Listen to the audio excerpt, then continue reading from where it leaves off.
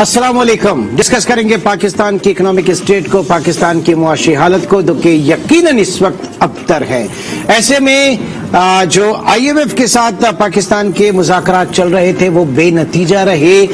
इसे जो है बड़ी इसके ऊपर पॉलिटिकल पॉइंट स्कोरिंग भी की जा रही है। इसे एक सेंसेशनल न्यूज बना के भी पेश किया जा रहा है। ऑपोजिशन कैंप जो है इसको अपने फेवर में लेने की बात कर रहा है कि हम कहते थे कि ये काम नहीं कर सकते, इन्हें काम करना नहीं आता, इनकी अहलियत नहीं है। और जो हुकूमत है वो ये कह रही है कि ये पिछली गवर्नमेंट का सारा फैलाया हुआ गंद और कचरा और दलदल है, जिसमें जो एक डेथ ट्रैप के अंदर हुकूमत इस वक्त, मुल्क इस वक्त आके फंसा है। और IMF के बेल आउट में भी हमें प्रॉब्लम हो रही है, क्योंकि सबसे पहली जो वो बात कह रहे हैं वो ये कह रहे हैं कि आप अपनी फ्यूल सब्सिडी को खत्म कीजिए, उसके बाद चीजें आगे बढ़ेंगी। तो ये पाकिस्तान के अपने कौमी मुफाद में, हमारे मुआशी मुफाद में कितना बेहतर है, क्योंकि पॉलिटिकल पॉइंट स्कोरिंग से हट के एक तज्जिया अगर इसका गैर जानिबदार तजिया करें तो फिर क्या सूरत हाल बनती है। इसीलिए मेरे साथ इस वक्त मौजूद है head of research Business Recorder Ali Khizar Aslam. Ali Khizar Aslam, IMF से पाकिस्तान के जो मुज़ाकरात हैं बेनतीजा रहे और कंटिन्यू किया जाएगा। वो कह रहे हैं कि पहले आप प्रायर कंडीशंस पूरी करें, फिर हम आपको रिलीज भी करते हैं, $1 अरब भी देंगे, साथ ही साथ अगर जो एक्सटेंशन की बात है उसके ऊपर भी होगा। फिर अगर आपको अपना लेटर ऑफ कंफर्ट देता है तो उसके साथ साथ एशियन डेवलपमेंट बैंक और वर्ल्ड बैंक, साथ ही साथ मल्टीलैटरल और बायलैटरल जो डोनर एजेंसीज हैं वो भी आगे बढ़ेंगी। तो सिग्निफिकेंस इस वक्त पहले मुझे ये बताइएगा कि ये अगर कंक्लूड नहीं हो सके, नतीजा खेज नहीं साबित हो सके, तो ये कितना बड़ा, क्या ये वाकई कोई बहुत बड़ा डिजास्टर है अली?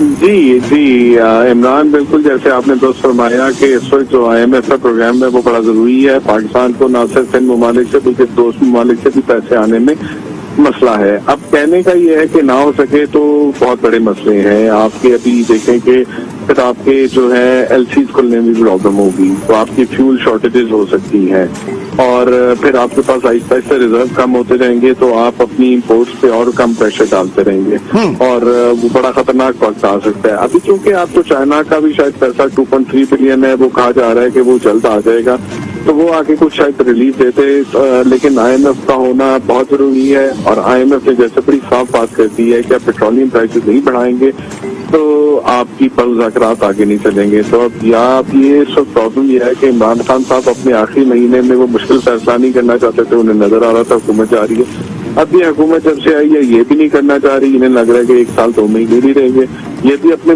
हाथ से निकालना चाह रही है, इमरान साहब भी निकालना चाह रहे हैं। लेकिन IMF का ये वाज़ेह तौर पे कहना है, अली मैं थोड़ा सा इंटरप्ट करूंगा माजरत के साथ, IMF का ये वाज़ेह कहना है कि पिछली हुकूमत ने रूगर्दानी की, जो उन्होंने हमसे डिस्कस किया था, जो प्लान किया था, जो तय था कि वो सब्सिडीज को खत्म करेंगे, उन्होंने उससे जरा रूगर्दानी की। इसके ऊपर अली खिजर का मैं पॉइंट ऑफ व्यू लेना चाहूंगा।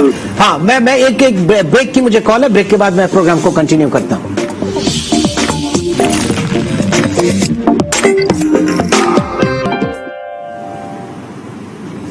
Welcome back. Ali Khizar Aslam, head of research Business Recorder हमारे साथ मौजूद हैं। जी अली, हम बात कर रहे थे कि इमरान खान साहब ने जाते जाते IMF से 6th प्रोग्राम का जो रिव्यू था उसमें जो तयशुदा बात थी कि सब्सिडी को खत्म किया जाएगा, उससे डेविएट किया, एक पॉलिटिकल अपने वोट बैंक को बचाने की कोशिश की, लेकिन मईशत का नुकसान हुआ। अली जी इमरान खान साहब बिल्कुल आप ठीक कह रहे हैं, IMF ने ऐसा कहा था, बट इमरान खान साहब जब गए थे उस वक्त 1 महीने में जो नुकसान हुआ था वो थोड़ा था, ठीक है, वो उन्होंने वो इन्हराफ किया। बट ये आते साथ ही ये लोग जो है पहले हफ्ते में मिर्जा इस्माइल जो हमारे फाइनेंस मिनिस्टर हैं तो ये अपना वाशिंगटन गए और वाशिंगटन जाके उन्होंने IMF के साथ जो है बात की और एग्री किया कि जो वो कह रहे हैं ठीक है और हम ये पूजी करेंगे।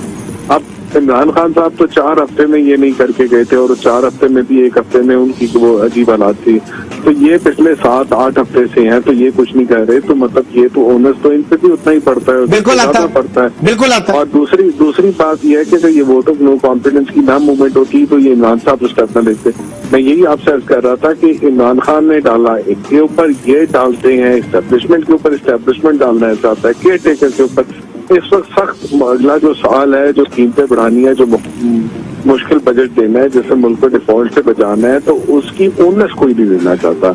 और ये इतना बड़ा इकोनॉमिक क्राइसिस नहीं है जितना बड़ा पॉलिटिकल क्राइसिस है, वरना 98 का क्राइसिस, 2008 का 8 का क्राइसिस, उसमें करंट अकाउंट डेफिसिट ज्यादा था, रिजर्व के मुकाबले में आपकी जो है प्रॉब्लम इससे ज्यादा थे, थोड़े इतने ही थे, मतलब अगर आप समझे कि इससे तुमको मैग्नीट्यूड में 2-4% ज्यादा वो था, लेकिन इस तरह का क्राइसिस पहले नहीं आया क्योंकि वो पॉलिटिकल ओनरशिप नहीं देना चाह रहा। ठीक है, यानी हम कह सकते हैं ये वो भारी पत्थर है जिसे कोई चुभने की हिम्मत नहीं कर रहा। अच्छा, अब आगे बढ़ते हैं। ये मुझे बताइए, आपका आर्टिकल मैंने 1-2 दिन पहले देखा, रिसर्च थी आपकी, और उसमें ये बताया गया था कि इस वक्त जो फ्यूल प्राइसेस में सब्सिडी है, स्पेशली डीजल के हवाले से, डीजल की कंजप्शन के हवाले से, उसमें कुछ बड़े इंकशाफात सामने आए कि पाकिस्तान में इस वक्त ये गरीबों की मदद नहीं हो रही, उनके लिए ये जो मुनाफाखोर हैं, जो प्रॉफिट मेकिंग लोग बैठे हैं, बनाने वाले, ये प्रॉफिटर्स हैं, ये फायदा उठा रहे हैं, होल्डर्स फायदा उठा रहे हैं, स्मगलर्स फायदा उठा रहे हैं। जरा नाज़रीन के साथ शेयर कीजिएगा। अली देखें जी, इस वक्त आपकी डीजल पे जो सब्सिडी है वो 85 रुपए की सब्सिडी है तकरीबन आपकी 1 लीटर के ऊपर, और इसमें सब फायदा उठा रहे हैं, यकीनन जो आम आवाम है वो भी उठा रही है। और इस वक्त डीजल की कंजप्शन जो है इस वक्त पिछले महीने में जो थी पाकिस्तान की हिस्ट्री में सबसे ज्यादा थी, और इतनी कभी भी नहीं हुई। 9,19,000 टन, 9,19,000 टन इक्वल टू आपके 1 अरब 10 करोड़ लीटर। बिल्कुल ऐसा ही है जी, बिल्कुल ठीक है। अब आपकी कुछ स्मगलिंग जो होती थी ईरान से होती थी, वो ईरान से स्मगलिंग नहीं हो सकता है, वो रिवर्स स्मगलिंग हो रही हो, फिर आपकी अफगानिस्तान में डीजल जा रहा है, फिर उसके अलावा जिसके पास डीजल इतना इंफ्लेमेबल नहीं होता जितना पेट्रोल को, तो फौरन आग लग जाती है। इसकी स्टोरेज आसान होती है, जिसके पास थोड़ी स्टोरेज पड़ी है और पैसे हैं, उसने जो है जनाब ये होल्ड करके रख लिया है, और लोग इस्तेमाल भी ज्यादा कर रहे हैं क्योंकि वो कहने लगता है कि एकदम बढ़ जाएगा। तो इस वजह से, सब वजह से ये चीज हुई है, तो ये डिस्टॉर्शन जो खत्म करनी चाहिए। दूसरा इसमें यह है कि डीजल के बड़े एबनॉर्मल मार्जिन है इस वक्त, पेट्रोल के उतने मार्जिन नहीं है इंटरनेशनल, तो हमारी रिफाइनरीज भी बहुत पैसे कमा रही है। 60-70% हम रिफाइन यहाँ पे करते हैं डीजल, तो हम अपने रिफाइनरीज के मार्जिन को भी जो है हम एडजस्ट करें। बट ये यहाँ पे है कि कुछ किया ही नहीं जा रहा, सिर्फ बातें हो रही हैं, ये प्रॉब्लम है। इस क्राइसिस को मैनेज नहीं किया जा रहा, क्राइसिस को मैनेज नहीं किया जा रहा। खान साहब के दौर में भी हमने क्राइसिस बड़े बड़े देखे थे, और फिर माफियाज जो है वो बाकायदा सामने आते थे, पेट्रोल का क्राइसिस वहां पर भी हुआ था।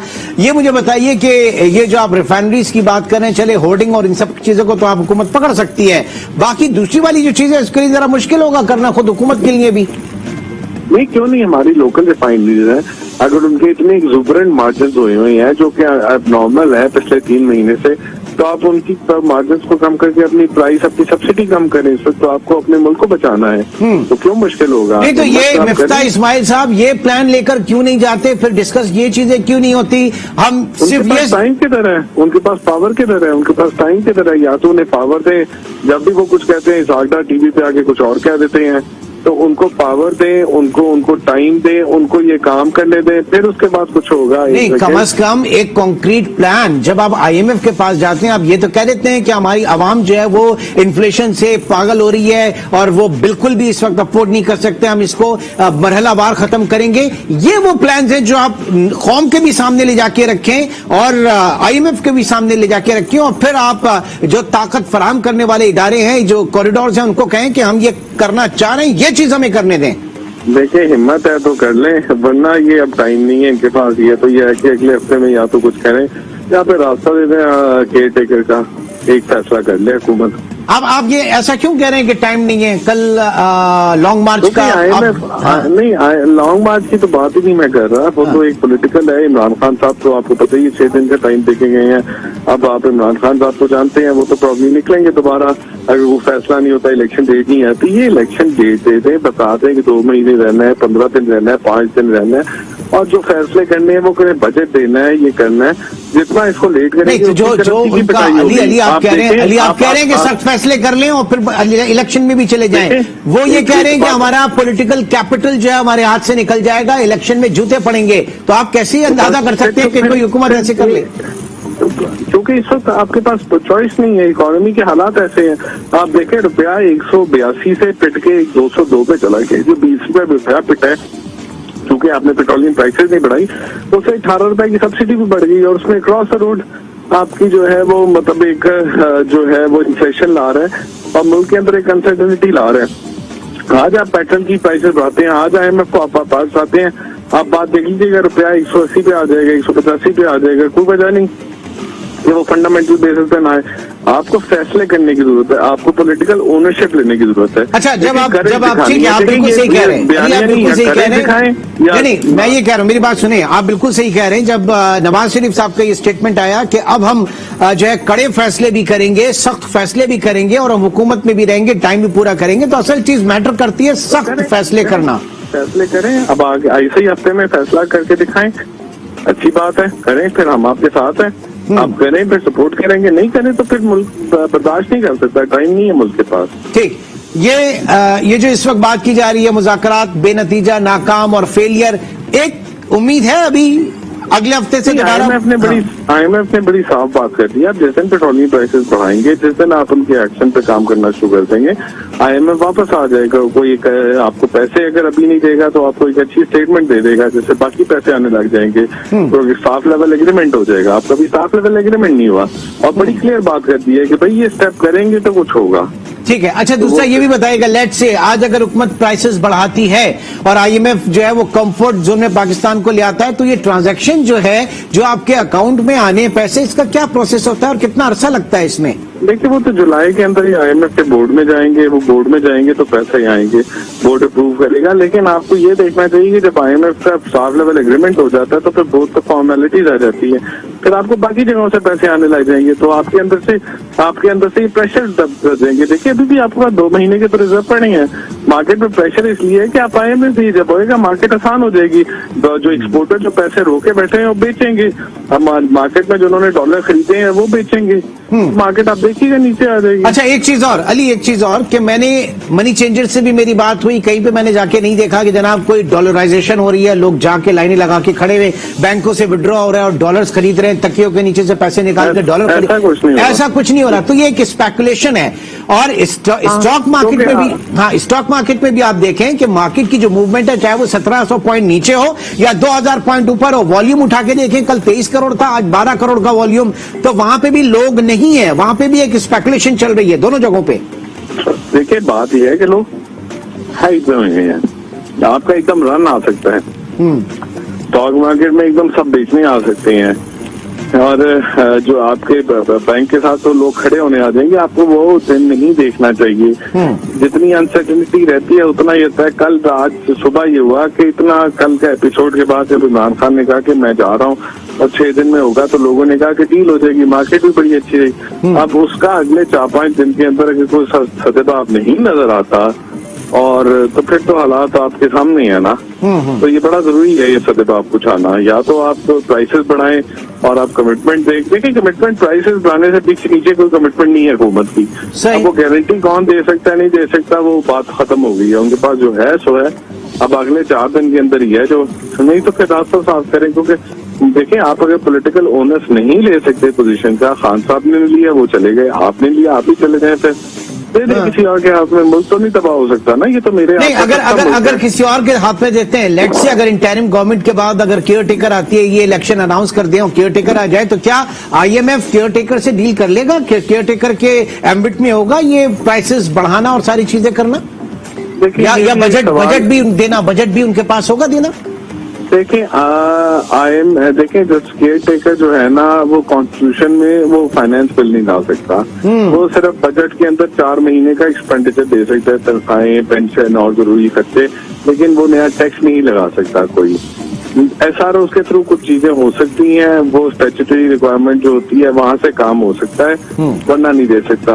और IMF के लिए जो हमें बजट देना है या जो एग्जम्पशन खत्म करनी है, उसमें से जो भी है वो कितना केयर टेकर कर सकेगा, कितना नहीं कर सकेगा, ये भी एक मुश्किल बात है। लेकिन अगर सपोजिटली केयर टेकर आपका अगर बजट दे पाता है, या कॉन्स्टिट्यूशन के अंदर जो डॉक्ट्रिन ऑफ नेसेसिटी जो है उसके ऊपर आपके ये सुप्रीम कोर्ट कोई रास्ता निकाल लेता है, तो फिर आप देखें तो हमारा एक प्रेसिडेंस है 1993 के अंदर, मोइन कुरैशी साहब आए थे अमेरिका से और उन्होंने IMF के साथ एक जो है डील साइन की थी और उस पर नवाज साहब की हुकूमत निकली थी और बेनजीर की जो हुकूमत आनी थी तो बेनजीर की पार्टी ने लिख के IMF को दिया था कि ये बजट आएगा तो हम करेंगे।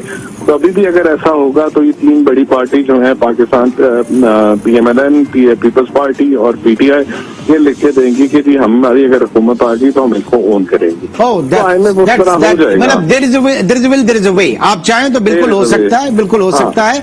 आगे बढ़ना है और आगे बढ़ना है तो फिर उस ये जो इस वक्त सो कॉल्ड आप जो सब्सिडी दिए हुए हैं, अच्छा मुझे ये भी बताइए कि कितनी आप क्या समझते हैं कि पेट्रोलियम प्राइसेस बढ़ेंगी तो कूल डाउन कैसे होगा? क्या एक बहुत मैसिव रैली आएगी, इन्फ्लेशन की महंगाई बहुत ज्यादा बढ़ जाएगी और अगर बढ़ेगी तो फिर वो कूल डाउन कैसे होगी? थोड़ा सा इसके मैं यही आपको अर्ज कर रहा हूँ कि इस वक्त 70-80 रुपए की आपकी डीजल की सब्सिडी है, 50-60 की आज के दिन में पेट्रोल की है, 20 रुपए अपनी करेंसी अगर 2 महीने में आ जाती है तो 20-20 रुपए कम हो जाते हैं इसमें से।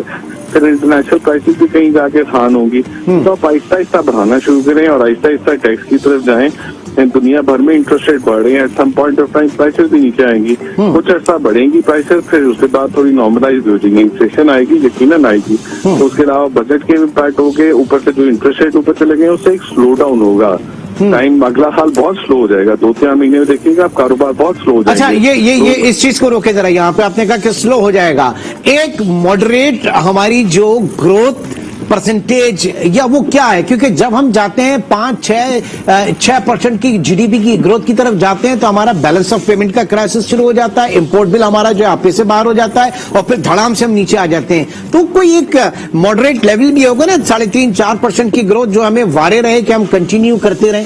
जी ये 3.5-4% ही ADB ने 3.8% का नंबर निकाला है वो बारे में, लेकिन चूंकि पिछले 2 साल आप 6% से तकरीबन ग्रो की है, 5.7, 5.97 से, तो उसकी वजह से अब अगले 2 साल आपको या अगला साल तो कम से कम आपको स्लो होने पड़ेंगे। तो आपकी 1-2% की ग्रोथ होगी, आप बहुत स्लो डाउन होंगी चीजें, तो वो अब मुश्किल वक्त गुजारना है और उसके लिए उसको किसी को ओनरशिप लेनी है। ये इस तरह से ये काम नहीं चल सकता क्योंकि ये तो मुल्क बड़ी खतरनाक है। पॉलिटिकल जो क्राइसिस है ना ये आपको डिफॉल्ट की तरफ लेके जा रहा है। अब इकोनॉमिक क्राइसिस का वो मैग्नीट्यूड नहीं है, मुल्क इस तरह के इकोनॉमिक क्राइसिस के मैग्नीट्यूड पहले भी देख चुका है। अच्छा, और जो बार बार इसको श्रीलंका के क्राइसिस से कहा जा रहा है कि हम सिर्फ 2 महीने के दूर पे खुदा न खास्ता या हम 1 महीने के दूर पे, अल्लाह ना करे ऐसी कोई सूरत हाल तो नहीं देख रहे आप पाकिस्तान में? नहीं जी अभी इतना नहीं, थोड़ा टाइम है, लेकिन मैंने आपको अर्ज किया ना बेल्टियां खुद भी मुश्किल होती जाएंगी अगर ये काम नहीं होगा तो उससे कुछ पेट्रोल की शॉर्टेज आती जाएगी। फिर आहिस्ता आहिस्ता बाकी भी चीजें देखिएगा, आहिस्ता आहिस्ता मुल्क भर में मुख्तलिफ चीजों की शॉर्टेज होगी, आहिस्ता आहिस्ता वो शॉर्टेज बढ़ती जाएगी और एक वक्त आएगा कि फिर वो आपके यहाँ मतलब जो है जरूरी चीजें नहीं मिलेंगी। ये शुक्र है कि हमारा खाने पीने का मसला नहीं, श्रीलंका में तो खाने पीने का मसला है, हम तो गंदम खुद उगाते हैं, चावल की उगाते हैं, सही, तो हम अपना इस्तेमाल काफी हद तक कर लेंगे। तो इसका मतलब है कि यही वक्त है जिसमें हुकूमत ने फैसला करना है और आगे बढ़ना है। ये IMF का जिसे हम तौक कहते हैं, गुलामी कहते हैं, भाई आपकी इकोनॉमी को सही करने के लिए जरा एक नजर इसके ऊपर गौर व खौस कर लें, फिर उसके बाद प्रचार करें जिसको जो भी करना है। इंशाल्लाह आपसे फिर मुलाकात होगी, अपना बहुत ख्याल रखिएगा, अल्लाह हाफिज।